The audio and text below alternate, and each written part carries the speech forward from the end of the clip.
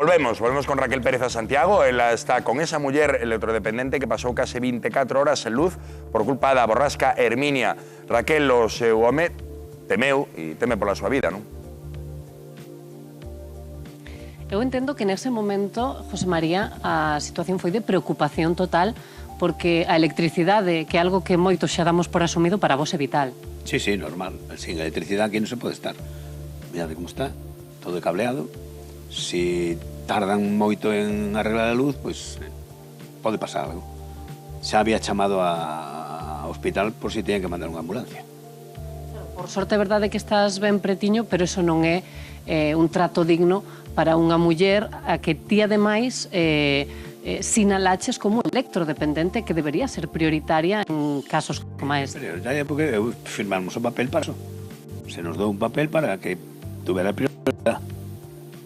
Como unha dependiente eléctrica. Bueno, que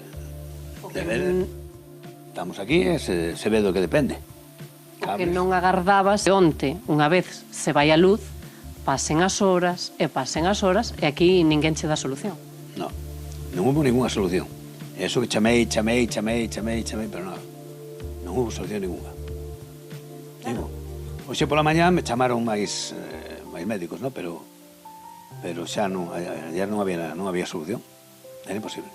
Claro. A ti eso dificultouche darlle de comer a túa muller, que pola mañán daslle de comer a través deste aparato, e o que tiveches é que solucionar de algún xeito, porque claro, ao longo das horas ela necesita os seus nutrientes. Ten que comer a esta hora hasta as 9 da noite ou 10, que é o que dura eso. E polas mañás igual, desde as 9 da mañá hasta as 2 e media. Claro, tiveches que usar unha xeringa e tentar ti suplir a máquina. Foi o que tuve que facer. O que pasa é que para poñer esa xeringa, por medo, a poñía con moi pouquiño líquido. Porque tiña medo, non, eso non o fago nunca. Sabes? O que eu fago é limpiala. Chinchille, xa está, punto. Depois o demais é a máquina toda. E claro, meterte en unha cousa que non ten nin idea, pois é un riesgo. Era o medo que tiña eu. Entendo enfadado tamén, de algún xeito, por como un se sinte desamparado en situacións así. Educadamente sería enfadado. Pasa que non son tan educado, pero vamos, enfadado estaba, enormemente enfadado. Moi enfadado. Decías que incluso falando coa tua familia, chegado a un punto poderías chegar aos xulgados con isto. Sí, non foi, a parte da familia foi tamén un amigo do xulgado, que me dixo que podía entrar a saco, non? Me dixo, non, meu fillo non queren problemas, eu non vou andar meténdome onde hai que ser así, non tes socios. Cando non tes socios, pois é mellor esperar a ver que pasa. Porque, compañeiros, vos estádelo vendo aquí, José María, hoxe contanos esta historia, pero que si o chegamos a ver onte ou antronte, lo que nos contaría sería unha historia de amor maravillosa, de 50 anos de amor coa túa nena, e dende hai 30 dedicándolle todo o tempo que podes dende que ela acabou encamada. 32, xa. Sí, acabou encamada porque puxose mala dos, como se chama? Dos dous tumores que tiña, un saleu moi ben, o outro moi mal. E ti dende entón, aquí ao pé da súa cama. Estabas ao pé da súa cama dende entón. Sí. Traballaba igual, pero eu marchaba, que había unha señora que me viña aquí todos os días, eu marchaba a traballar e volvía. Así era como as cousas. A ver, nos queríamos moitos un ao outro, pero bueno. E non vexades aquí, antes de conectar con vos, compañeiros, o cariño que se teñen, os agarimos que lle dá José María, a verdade é que é todo un exemplo. Entendo que ti o que buscas é que a túa nena, pase os mellores días posibles e que non volva a suceder nada semellante. Claro, eso sería importante. Que para algo cando firmas un papel, que che dan un papel no que che din que é unha dependiente eléctrica, é porque ten unha prioridade. Pero esa prioridade non houve. Non houve porque ti recuperaches a luz co resto de veciños este mesmo mediodía, en torno ás 2 da tarde. Claro, este mesmo, mañá, non sei, ás 12 sería, ou así, cando se recuperou a luz. Sí. O pasas, o que non sei, o que dirán os demais por aí que teñan este problema, pero que chega un momento que sabes que non estás facendo o que ela merecía que eu fixera, que estaba deixando pasar as cousas, que foi cando me chamei a uns amigos e dixo, me está pasando isto, a ver como hacemos e tal, pero si non pueden hacer nada, pueden hacer nada, non hai manera. E la tienes aquí, la tengo aquí, como está ella, yo la cuido lo mejor que puedo. Coida ben. Luís, non sei se quizáis incluso para outra xente que poida estar nesta mesma situación nos poderías explicar un pouquiño dende o ámbito legal como poden proceder, a que se teñen que enfrontar en casos así?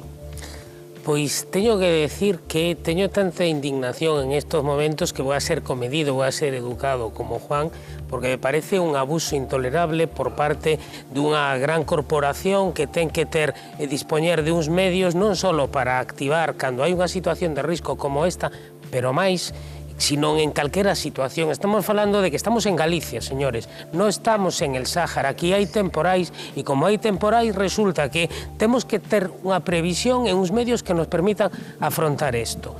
Non pode ser que unha persoa este en esa situación. Eu non son tan pacífico como el, creo que sí, que hai que denunciarlo e máis. Eu, no seu caso, no de calqueira, presentaría unha denuncia en comisaría cando acontece iso, cando vemos que pasan as horas e que non se dá justificado, que non se restablece o suministro de calquera medio, de calquera forma, porque a lei incluso prevé a través de generadores alternativos e que en esos momentos, primeiro que hai que facer é denunciarlo ás forzas e corpos de seguridade para que adopten medidas. E o segundo, porque de verdad que este home é un herói, pero o segundo que habería que facer é coller e chamar os servicios de protección civil ante a desesperación para que sexan eles os que nos suministren o fluido eléctrico porque é necesario para manter a integridade e a vida dunha persoa.